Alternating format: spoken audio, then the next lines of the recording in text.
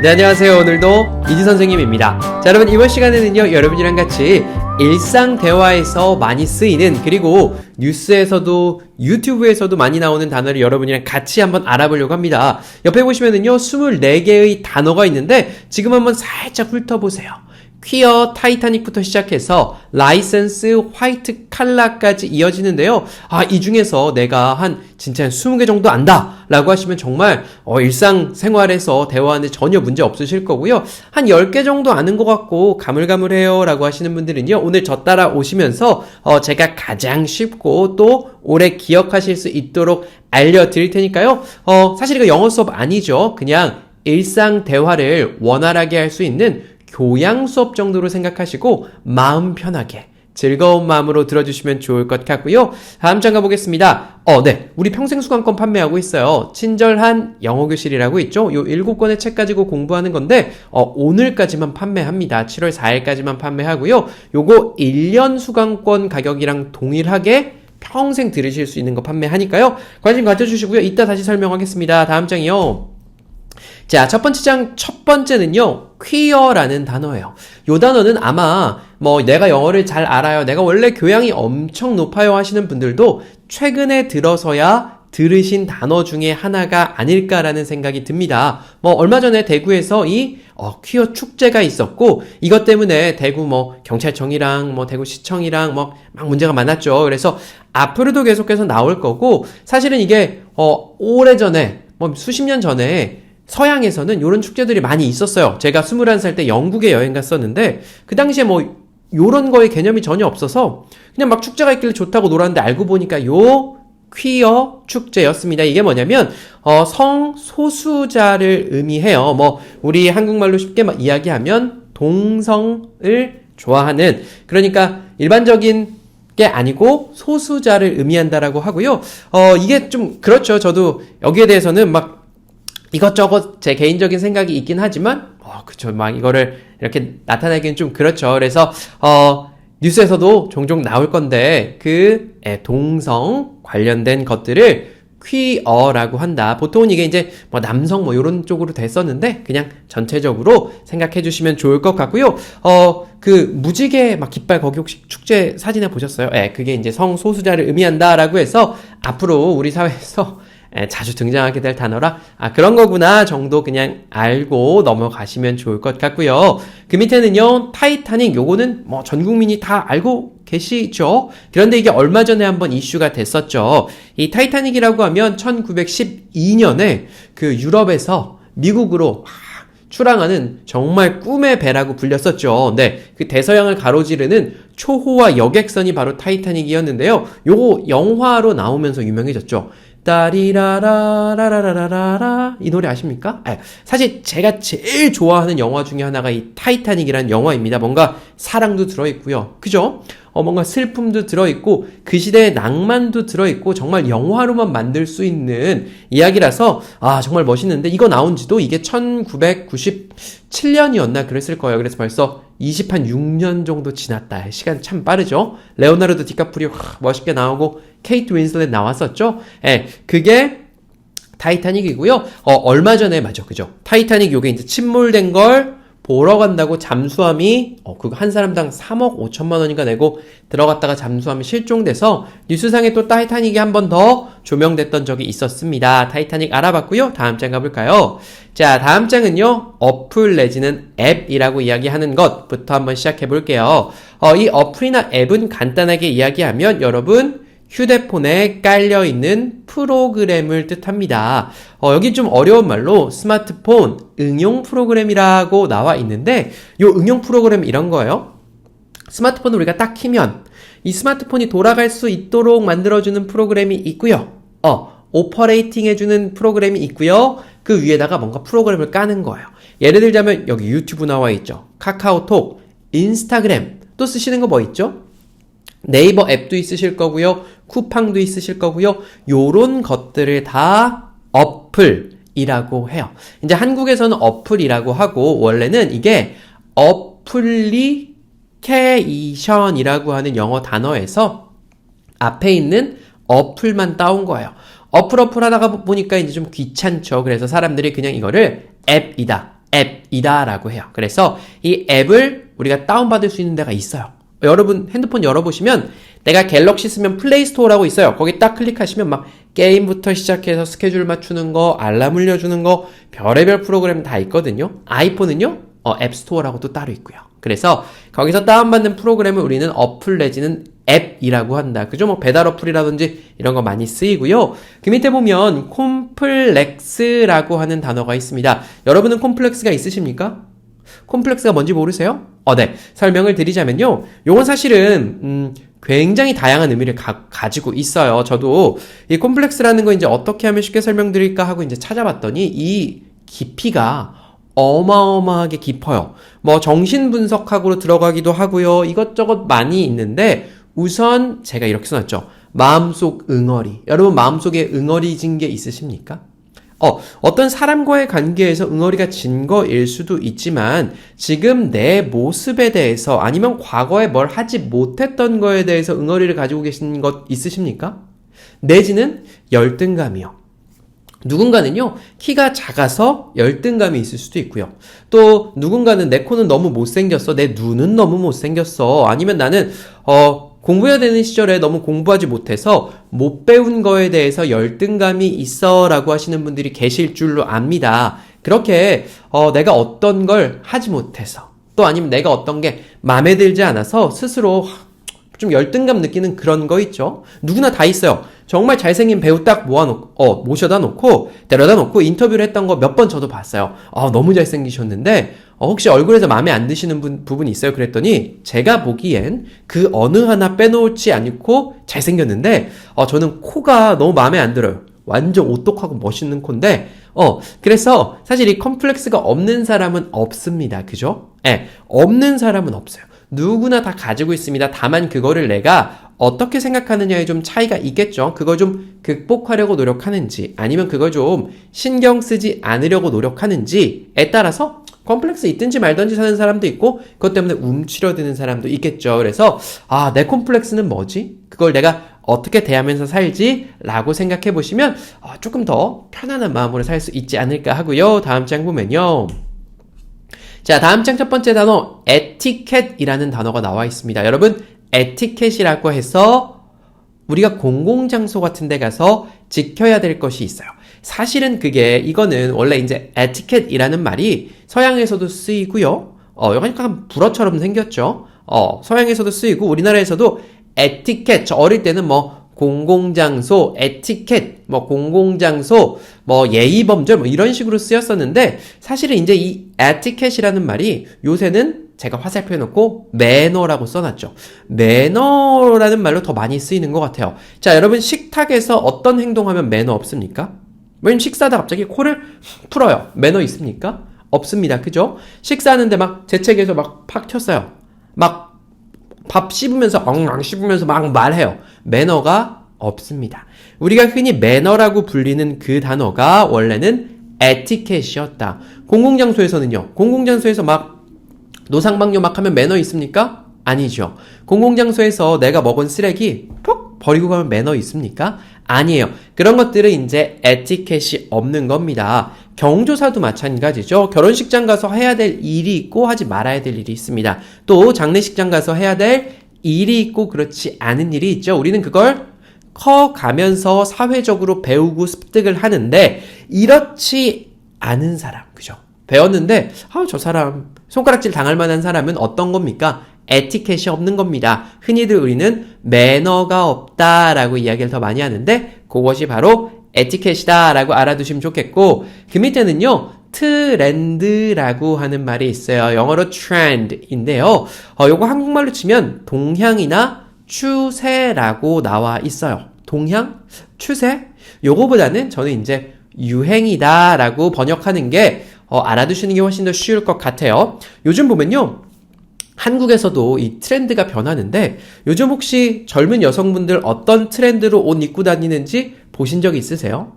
지금 제 이야기를 듣고 번화가나 젊은 분들 많이 오는데 가서 보시면 바뀌었네 라는 거 많이 느끼실 겁니다. 우리 아주 옛날로 거슬러 올라가면 80년대에 그 남성분들 장발 이 트렌드였던 적 있죠.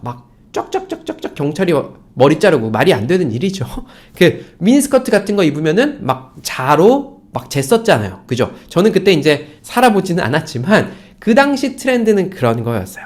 많은 트렌드가 바뀌면서 여성분들이 뭐 딱 붙는 바지도 입었었고 미니스커트도 입었었고 짧은 뭐 바지도 입었었고 했는데 요새는 통이 엄청 넓은 바지를 입는 게 트렌드예요. 그래서 밖에 나가보시면 따님 있으시면 따님 바지 한번 보세요.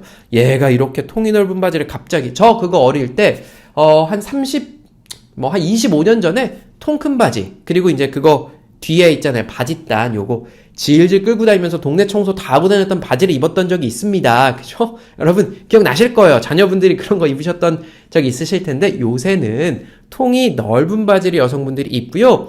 하체는 그렇게 넓은 바지를 입고 상체는 배꼽 같은 걸 좀 많이 내놔요. 그래서 상체는 좀 많이 노출하고 하체는 두꺼운 바지를 입는 게 요즘의 트렌드예요. 그래서 저게 요즘 트렌드구나. 요즘 60대의 트렌드는 뭡니까? 아니 저도 잘 모르겠어요.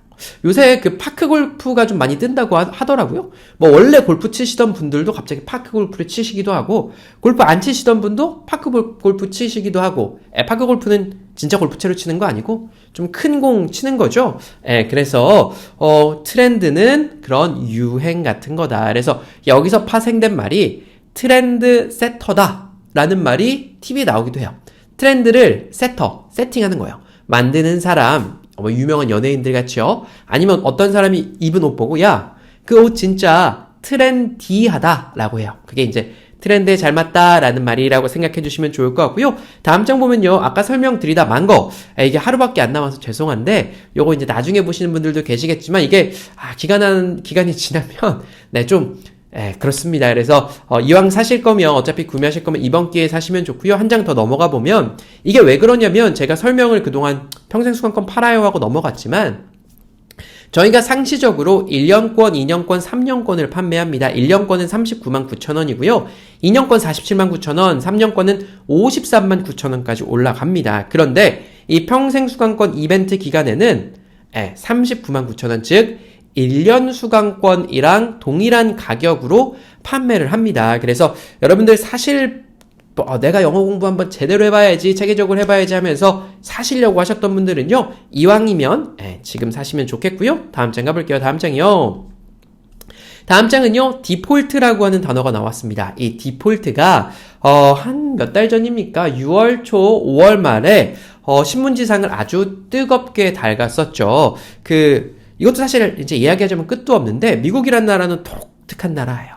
계속해서 빚을 내서 국가를 운영하고 있습니다. 어떻게 국가 빚을 무한정 냅니까? 계속 돼요.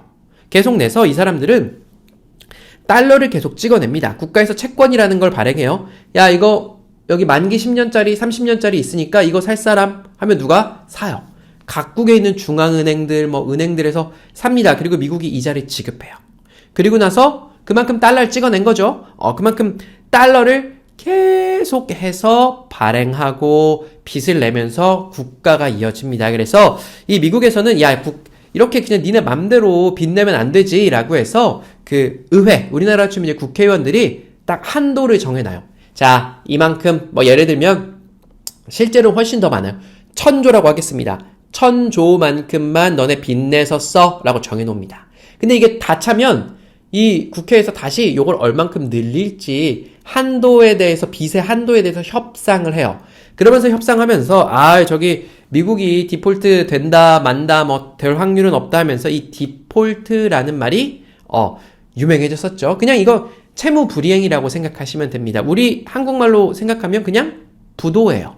그 회사도 디폴트가 날 수 있고요. 개인도 디폴트가 될 수 있죠. 근데 이제 보통 우리는 신문지상에서는 국가 부도에 대해서 디폴트라는 말을 많이 쓰고 있다. 국가 빚을 나 빚 못 갚아. 실제로 디폴트 난 국가들이 참 많죠. 우리나라도 예전에 디폴트 날 뻔해서 어떻게 했습니까? IMF로부터 1997년에 구제 금융을 받았죠. 돈 빌린 거예요. 그죠? 그래서 이 디폴트라는 단어 잘 생각 안 나면 잊어주셔도 좋고요. 그 밑에 보면 마니아라고 하는 단어가 있습니다. 우리나라 말로는 보통 우리는 매니아라고 합니다. 저는 사실 어떤 거에 매니아가 된 사람들 보면 되게 부러워요. 한 분야를 그러니까 이 매니아는 내가 좋아하는 무언가에 정말 몰두해서 깊이까지 파는 사람들을 매니아라고 합니다. 저는 매니아라고 할 만한 게 크게 있지는 않아요. 이것도 좋아하고 저것도 좋아하고 보통 이제 제가 스포츠 하는 거 좋아해서 각종 스포츠 선수들도 많이 알고 스포츠에 대해서 좀 이렇게 깊이 하고 있기는 하지만 실제로 정말 뭐 영화라든지 어떤 뭐 자동차에 대해서 오토바이에 대해서 뭐 어떤 뭐 등산에 대해서 캠핑에 대해서 정말 매니아 요거 마니아라고 하니까 제가 지금 생각난 건데 많이 알고 있다 마니아 많이 알고 있는 사람이라는 느낌으로 외워주시면 쉬울 것 같고 그렇게 어떤 취미에 몰두하는 사람을 우리는 마니아라고 한다. 한국에서는 매니아라고 하죠. 다음 장은요. 자, 이 가스라이팅이라는 단어가 나와 있는데 요건 사실 나온 지 별로 안 됐어요. 다만 꽤 많이 쓰여요. 그래서 여러분들 이거 안 들어보신 분은 없으실 겁니다. TV에서도 뉴스에서도 정말 많이 나오는데 옛날에는 뭐 저 대학생 때 이런 가스라이팅이란 말 전혀 없었어요. 어느 순간 갑자기 나오더니 사회에 정말 널리 쓰이죠. 뜻은요. 타인의 심리를 조작해서 지배력을 강화하는 거래요. 무슨 말이에요? 그러니까 손쉽게 이렇게 생각하시면 돼요. 우리나라에는 종교가 뭐 많이 있죠. 뭐 기독교, 불교, 천주교 순으로 이제 신자가 많지 않습니까? 그죠? 근데 이제 그 중에서 나쁜 종교 지도자가 있다고 해봅시다. 뭐, 우리 이제 이단이라고 하거나 사입이라고 하는, 근데 그 종교 지도자가 어떤 사람을 계속 세뇌시킵니다. 너는 이래서 이렇게 해야 돼. 넌 이래서 안 돼. 이걸 해야만 네가 살 수 있어. 요런 식으로 계속 이야기를 해서 그 사람의 정신상태를 막 지배해버리는 거예요.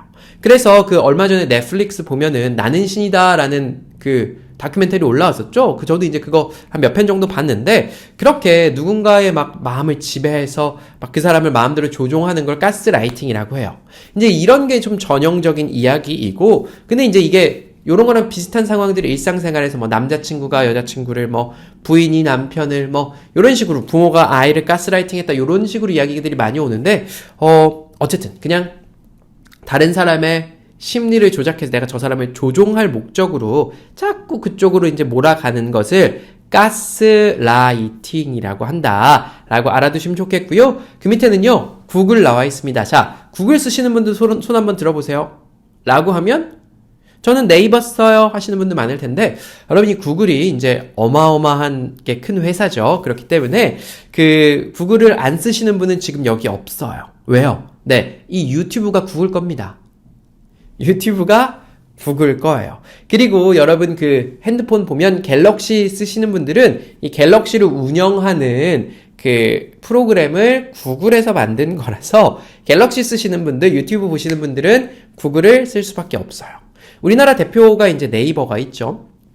저는 이제 이 네이버가 참 잘 됐으면 좋겠다는 생각이 들긴 하는데, 이 구글이 워낙 그냥 검색 시장에서 워낙 압도적이기 때문에 전 세계에서 가장 많이 쓰는, 그러니까 그 나라에서 예를 들면 각 나라별로 1등 검색 엔진을 뽑으면 전 세계 지도가 다 구글로 덮입니다. 뭐 한 두세 개 국가, 예를 들면 한국, 중국, 일본은 야후 재팬이 앞설래나? 뭐 몇 국가 빼고는 전 세계가 다 구글을 써요. 근데 이제 이 네이버도 올해 초는 점유율이 이랬으면 또 많이 내려왔다고 하더라고요. 챗GPT 나오면서 이 네이버가 어떻게 될지 모르겠지만 어쨌든 검색 엔진 구글 정말 큰 회사다. 다음 장이요. 다음 장에는요. 텍스트라는 단어가 나와 있고요. 이 텍스트는 쉽게 이야기하면 문자입니다.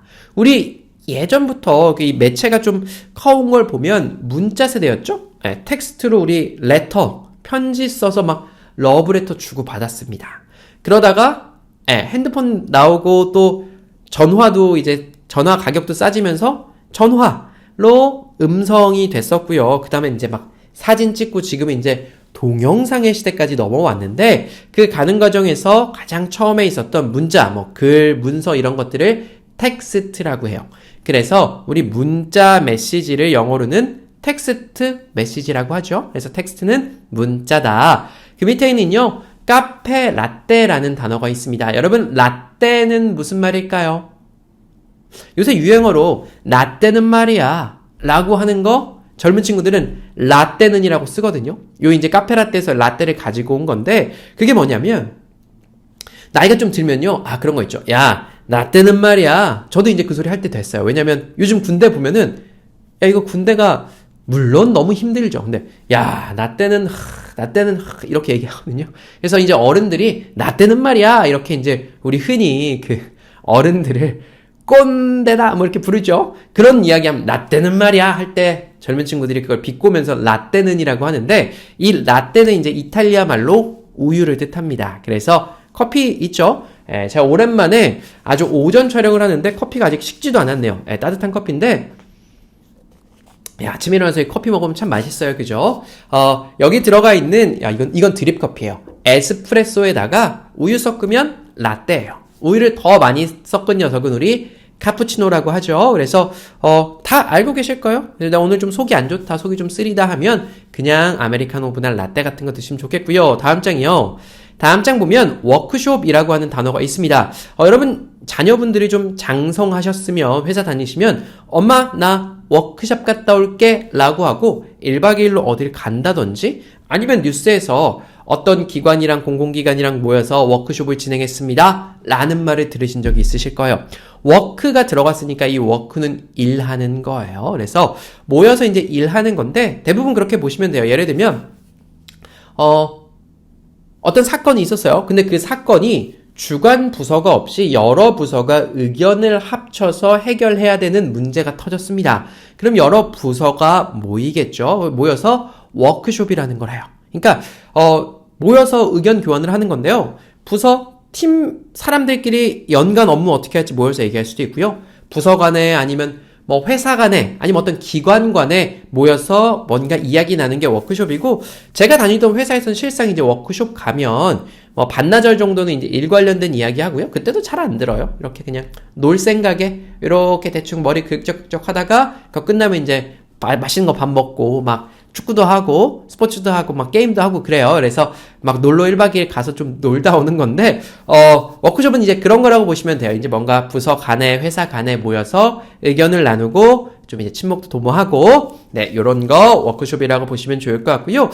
요새 많이 쏙 들어갔지만 브릭스라는 게 한창 유행했었죠. 이 브릭스가 뭐냐면 예전에 한 15년 정도 전쯤에 이제 앞으로 이 나라들이 전 세계의 경제를 이끌어 나갈지도 몰라요 라고 하는 제3세계에 있는 신흥국들, 잘 나가는 신흥국들을 모아서 브릭스라고 했어요. 앞에 있는 B는요, 브라질 어디 있습니까?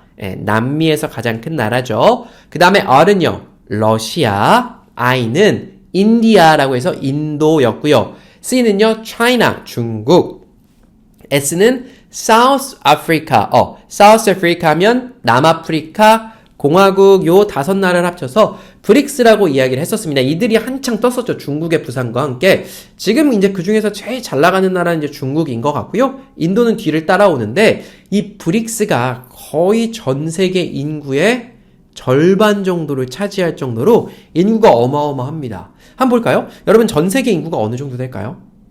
전 세계 인구가 지금 현재 78억 명 정도 돼요. 저 학생 때는 70억 명이었거든요. 우리나라 보면 저기 인구가 준다 하는데 전 세계 인구는 가파른 속도로 늘고 있어서 70억에서 벌써 78억 명이 이 지구에 살고 있어요. 그 중에서 지금 전 세계에서 인구 가장 많은 나라가 어딜까요? 1번 중국, 2번 인도. 맞춰보세요. 옛날에 수백 년간 중국이었는데 지금 중국보다 인도가 더 많아요. 인도가 추월했고요. 인도도 14억 몇천만 정도 되고 중국도 한 14억 명 정도 돼요. 이 둘만 합쳐도 벌써 28억 명입니다. 그리고 브라질은 한 2억 정도 될 것 같고요. 브라질, 러시아도 1억이 좀 넘어요. 그리고 남아프리카 공화국은 이제 우리나라보다 조금 더 많은 한 6천만 명 정도 인구가 된다고 되어 있는데요. 요거 다 합치면 어떻습니까? 벌써 한 30억 넘어가죠. 그래서 이 나라들이 브릭스라고 불렀는데 요새 힘이 쭉 많이 빠졌어요. 그죠? 그래서 브릭스 요거는 이제 상식상 꼭 알아두시면 좋겠고 다음 장은요. 레전드라고 하는 단어예요. 이 레전드라는 단어 정말 많이 쓰입니다. 그냥 영어 뜻만 놓고 보면 전설이라는 뜻이에요. 전설이 뭔가요? 우리 옛날 때부터 내려오는 막 전설의 요런 느낌 나십니까? 그냥 이렇게 생각해 주시면 좋아요. 그 전설적인 인물, 그러니까 전설 중에서도 우리나라에서는 보통 이렇게 쓰죠. 축구계의 레전드다 하면 여러분 누구 떠오르십니까? 가장 먼저 떠오르는 건 사실 차범근, 지금은 전 감독님이시죠. 그분은 진짜 대단했죠. 그 동양 축구가 절대 알려지지도 않았던 시기에 그 당시에는 독일 축구가 세계에서 제일 셌을 때 독일 리그 거기 가서 몇 번 우승하셨어요. 한 팀에서 뛰다 우승하고 팀 바꿔서 또 유러피안 전체 컵에서도 우승하고 뭐 어마어마했죠. 그러고요. 야구계의 레전드는 누가 있습니까? 뭐 제 생각에는 예전에 박철순 그 야구 선수도 있었지만 가장 레전드는 박찬호 선수가 아닐까 해요. 그죠? 메이저리그에서 아시아인 최다승 기록을 아직까지 깨졌나? 아직까지 갖고 있나? 그럴 거예요. 박찬호 선수, 골프의 레전드는 박세리 선수, 이렇게 어떤 분야에서 레전드라고 하면 입지전적 인물을 우리가 이야기를 합니다. 그래서 레전드, 어디의 레전드다? 농구의 레전드다 하면 우리는 이제 허재 선수, 이렇게 떠올리죠? 그렇게, 레전드라는 단어를 종종 쓴다. 그 밑에는요, 이코노미 있습니다. 이코노미는 밑에 보시면 경제 내지는 경제적인이라고 써 있는데요. 이코노미 자체가 그냥 영어로 경제 내지는 경제적인이라고 되어 있어요. 우리가 그 잡지 중에 매경 이코노미, 매경은 매일경제죠. 매일경제 이코노미 하면 요거는 경제 잡지구나 라고 생각하시면 좋고, 사실 우리가 이코노미를 평소에 쓸 일은 별로 없습니다만 비행기 탈 때 많이 써요.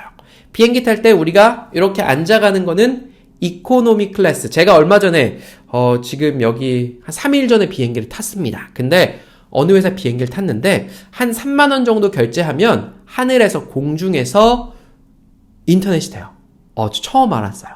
대한항공은 이제 아직 몇몇 항공기에만 도입이 되어 있다고 하는데 진짜 깜짝 놀랐습니다. 너무 심심해가지고 탔더니 영화도 별로 볼 것도 없고 고민하던 찰나에 그게 있다는 거예요. 그래서 설마 이거 내가 3만 원 결제하면 유튜브 나올까? 했는데 제 대각선에 앉으신 분이 막 유튜브 보고 있는 거예요. 그래서 이거 막 엄청 오래 가야 되는데 유튜브 한번 결제해보자 해서 3만 원 딱 결제하면 거기 있는 동안 계속 나오거든요. 결제 딱 해가지고 유튜브 보면서 오니까 비행시간 진짜 금방 가더라고요. 그렇게 앉아서 있는 데는 이코노미라고 하고요. 누워가는데 그건 이제 비즈니스석, 그거보다 더 높이 엄청 좋은 데는 퍼스트 클래스인데 요새 퍼스트 클래스 있는 비행기 찾기가 힘들어요. 다음 장 가볼게요. 자, 다음 장은요, 룸메라는 단어가 나와 있어요. 여러분, 이 룸메는 룸메이트의 줄임말입니다. 여러분, 룸은 다 아시죠? 룸은 요런 방을 룸이라고 하고요. 메이트는 친구라는 뜻이에요. 방에 있는 친구. 우리가 학생 때를 한번 생각해 봅시다. 저는 기숙사 생활을 해본 적이 없습니다만 지방에서 서울로 상경한 친구들은 기숙사 생활을 했어요. 기숙사에는요, 혼자 쓰는 기숙사가 한국에는 있나? 거의 없을 겁니다. 기숙사는 보통 이제 4인 1실 같이 많이 쓰죠. 그래서 제가 예전에 그 지방에 있는 친구 기숙사에 한번 놀러 가본 적이 있어요. 거기 4인 1실인가 그랬는데 2층 침대가 이렇게 2개씩 놔져 있고 공간이 좀 매우 협소했습니다. 그렇게 같은 방을 쓰는 친구를 룸메라고 하고요. 요새 이제 서울도 임대료가 워낙 비싸다 보니까 아파트 같은 거 예를 들면 빌리면 아파트 방에 한 명 살고 방에 한 명 살고 방에 한 명 살고 방에 한 명 살고 거실을 공유하는 형태로 사는 사람들도 많아요. 그게 이제 그냥 아파트는 또 더 비싸니까 그런 식으로 개조해서 방을 여러 개로 타다다닥 쪼개놓은 데도 많고요. 그렇게 같은 집, 같은 방 쓰는 친구를 룸메이트라고 하고, 요새 이제 대학생 자녀 두신 분들은 룸메가 어쩌고 저쩌고, 룸메가 어쩌고 저쩌고 하는 거 들어보신 적 있으실 거고요. 그 밑에 나와 있는 카풀은요, 자동차 같이 타는 거예요. 예를 들면 직장이 서울이고 내 이제 집이 김포다. 그러면 김포에서 차 타고 서울로 이렇게 오는데 혼자 타면은 심심하기도 하고 기름값도 많이 들죠. 그래서 동네가 비슷하신 분들을 같이 막 3명 정도 타서 갑니다. 아니면 골프장에 골프 치러 가실 때 보면은 막 큰 차 가지고 계신 분들은 한 명 한 명 다 실어서 4명에서 가는 경우도 많으시더라고요. 그래서 목적지가 같은데 차를 그렇게 같이 타고 가는 걸 카풀이라고 합니다. 그런데 이제 인터넷상에서 요새 이제 이야기 많은 게 이 카풀 매너와 관련된 거예요. 내가 가끔 밥 사고, 또 내가 가끔, 이렇게 신세를 지는, 그러니까, 상대방의 부탁을 들어준다거나, 상대방의 어려운 점을 들어주는 사람의 차는 편하게 타도 되겠습니다만 그렇지 않으면 최소한 뭐 탈 때 커피 한 잔을 사서 간다라든지 정말 출퇴근할 만큼 정기적으로 타면 가끔씩 기름값 정도는 줘야겠죠. 예, 차 얻어 타고 가는데 앞에 타서 막 과자 먹으면서 막 과자 흘린다거나, 그죠? 고맙다는 말도 안 하고 그냥 앞에서 차 옆에서 잔다거나 그러면 이건 카풀 에티켓이 있는 겁니까? 카풀 매너 없는 거죠. 다음 장 가볼게요. 다음 장이요. 자, 다음 장에 나와 있는 단어는요. 까르페 디엠이에요. 이 까르페 디엠이 영화 이름 갑자기 생각이 안 난다. 캡틴, 오 마이 캡틴 하는 영화 있어요. 그 영화에서 이 까르페 디엠이라는 말이 나와서 참 유명해졌어요. 이게 이제 영어로 해석하면 오늘을 잡아라 정도로 해석이 되는데 이 까르페 디엠을 이제 그걸 또 한국말로 해석하면 제 생각에 이제 현재를 즐겨라 정도 되는 것 같아요. 이걸 라틴어에서 나온 말이고요. 이 까르페 디엠을 인생의 신조로 삼았던 사람들이 꽤 있어요. 저 젊을 때도 까르페 디엠이라는 걸 썼었는데 좀 그런 것 같아요. 이거 이제 강의 다 끝나가니까 좀 철학적인 이야기를 한번 해볼까요? 우리가 지금 살고 있는 건 빨간 색깔 쳐놨죠. 현재입니다. 그리고 우리가 예전에 살았던 건 과거이고요. 우리의 현재가 모여서 이제 미래가 되겠죠. 자, 여러분, 어느 정도 우리나라 사람들은 이런 거요. 미래를 위해서 현재를 참 많이 희생할까요? 현재를 즐길까요? 네, 희생합니다. 전 세계적으로 놓고 보면 현재를 즐기는 사람들 너무 많아요. 남미 애들 보면 진짜 현재를 즐기는 것 같고 뭐 유럽이나 북미 사람들도 현재를 꽤나 즐기는 것처럼 보입니다. 요거 이제 자녀 교육만 놓고 보더라도 그렇죠. 이제 서양 사람들은 어린이들은 좀 어린이처럼 너네 때 즐길 수 있는 거 즐기면서 놀아라고 하는데 요새 우리나라 아이들 어떻습니까? 뭐 초등학교 들어가기 전부터 학원 뺑뺑이 돌리면서 물론 이제 누가 돌봐줄 사람이 없어서 맞벌이 부부의 경우 어쩔 수 없이 학원을 돌리기는 하지만 그 공부의 강도가 굉장히 심해요. 그죠? 그런 걸 볼 때는 우리나라 사람들은 이제 미래에 나중에 좋은 직업을 갖기 위해서 나중에 부자가 되기 위해서 나중에 뭐가 되기 위해서 현재의 불편함은 감수하고 현재는 참으면서 희생을 하면서 살아가고 있어요. 그렇기 때문에 이 까르페 디엠이라는 말이 사실은 그죠? 우리 인생에서 좀 새겨 들을 말이기도 합니다. 나이가 이제 지긋하신 분들이 막 90세, 100세 되시는 분들 강연하는 걸 제가 이제 유튜브로 가끔 보면 그런 말씀들 참 많이 하시거든요.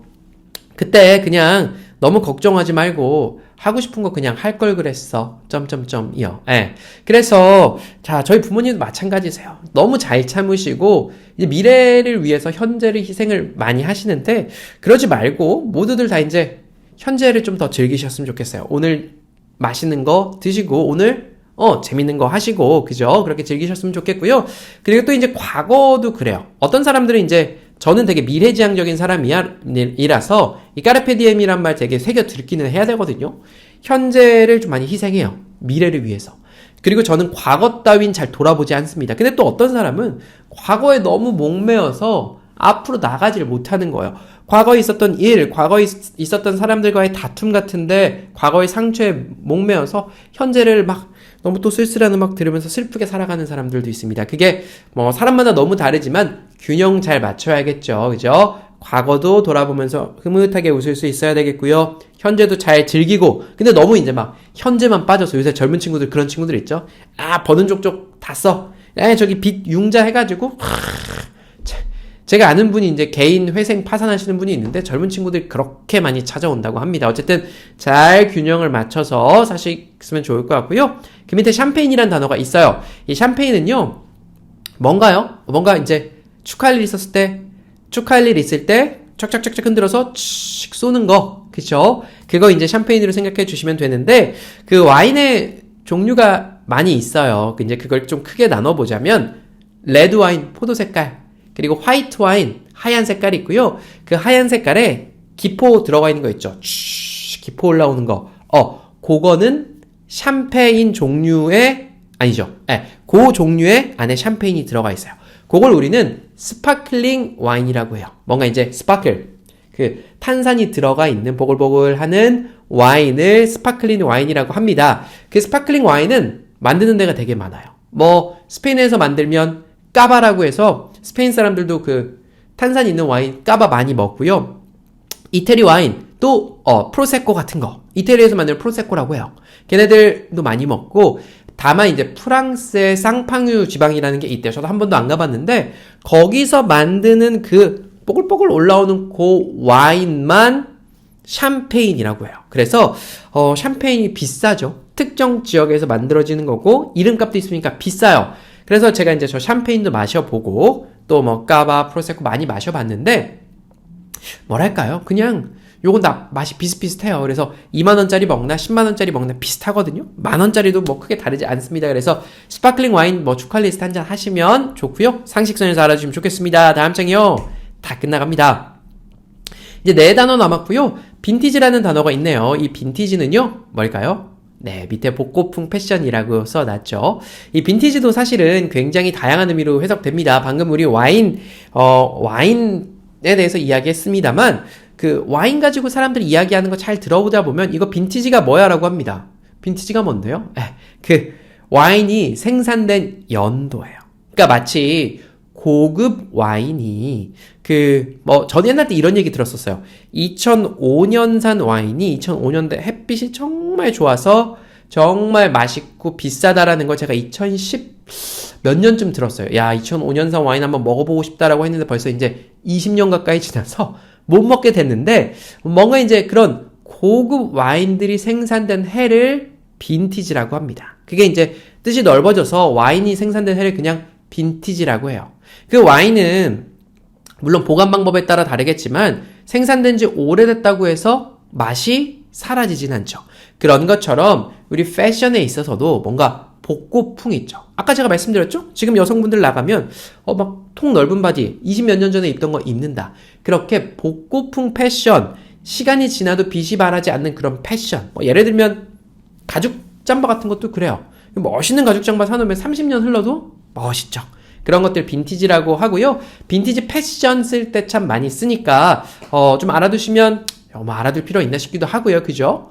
빈티나는 패션이라고 사람들이 이제 좀 희화화하기도 하는데 어쨌든 빈티지라는 게 있다. 그 밑에는요. DIY라는 단어가 있습니다. 이 DIY 뭐냐면 점점 DIY 많아지고 있어요. Do it yourself라는 단어를 줄인 건데 do 해 하라는 말이고요. 하다 it 그거를 yourself는 너 스스로예요.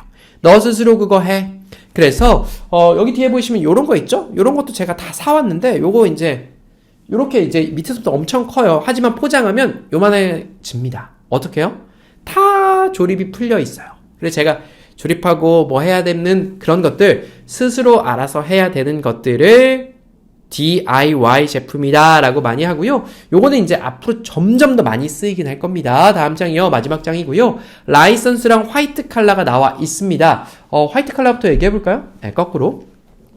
자, 여러분 우리 이제 흔히들 화이트 칼라랑 블루 칼라가 있다고 합니다. 여기 좀 뭐랄까요? 좀 유식해 보이는 말이죠. 한국말로 하면 사무직이랑 생산직이 있는 거예요. 자, 여러분 사무직이랑 생산직 하면 무슨 뜻인지 다 아시겠죠? 회사 가서 양복 입고 가서 앉아서 또도도도 일하는 사람은 사무직입니다. 그죠? 생산직은요, 공장에서 몸으로 생산을 담당하시는 분을 생산직이라고 합니다. 그러면 화이트 칼라랑 블루 칼라 중에서 누가 생산직일까요? 네, 블루 칼라가 생산직이에요. 여기 이제 제가 칼라라고 써놔서 여러분이 color 색깔이라고 생각하시는 분 계실지 모르겠지만 여기 화이트 칼라, 블루 칼라 할 때 칼라는 여기 목에 있는 카라예요. 한국에서 카라라고 하죠. 그래서 화이트 카라 어떤 느낌 드세요? 양복, 와이셔츠, 흰 색깔 셔츠 입잖아요. 화이트 카라를 입고 출근하는 사람들은 사무직인 거예요. 블루 칼라는요. 우리 작업복이 파랑색이다 생각하셔서 작업복 파랑색으로 뿅! 칼라 입고 가는 사람은 생산직이 되는 거예요. 그래서 작업복 파랑색, 블루 칼라, 와이셔츠 하얀색, 화이트 칼라 이렇게 외워두시면 까먹으실 때 없을 것 같고요. 위에 있는 라이센스 한번 볼까요? 라이센스는요. 면허증 내기는 자격증이에요. 운전면허증은 driver's license, 드라이버, 운전하는 사람의 자격증이라고 이야기해요. 그것뿐만 아니라 우리 이제 뭐 약사도 면허가 있고요. 의사도 면허가 있고 한의사도 면허가 있고요. 뭐 회계사, 세무사, 간평사, 변리사, 노무사 다 사사사사 붙는 사자 붙는 전문직에는 다 라이선스가 있죠. 그죠?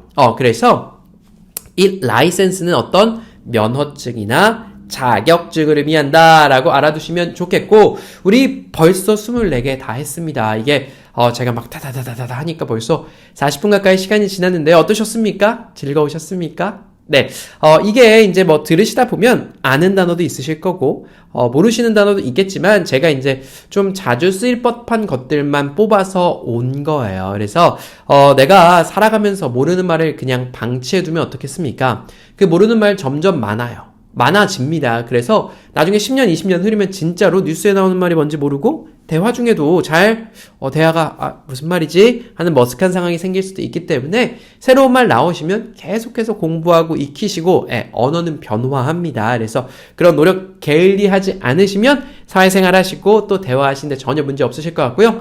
평생수강권 오늘까지니까 구매하실 분들은 얼른 가셔서 구매하시면 좋을 것 같고요. 여러분 긴 수업 여기까지 따라와 주셔서 감사하다는 말씀 드리고요. 오늘도 행복과 건강이 가득한 하루 보내시길 바라겠습니다. 여기까지 하겠습니다. 여러분 감사합니다.